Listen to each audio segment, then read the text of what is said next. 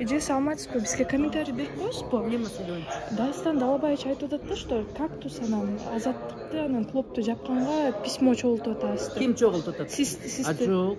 Андай жокпу? Жок. Дастан кайерден көрүптүр? Билбейм, өзүбүз келебиз го. Андай жокпу? Мен Дастанга жолуккан жокмун. Инициатива. Жок. Мен жөн эле жүрөм.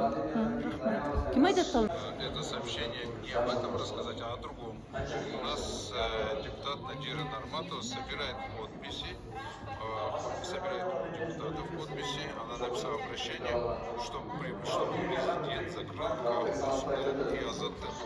Но я считаю, что это абсолютно незаконное письмо, поскольку никто не вправе требовать закрытия какого-либо средства массовой информации.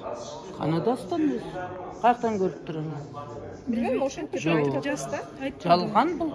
Сиз чогулткан Жалган көрсөтмө бергендиги үчүн жооп берет да Дастан. Мага эч кандай зарылчылыгы жок. Мен жүрдүм көзүм ишим кылып. Рахмат. Жалган айтат. Рахмат. Бул ошондой бузуку да. Рахмат.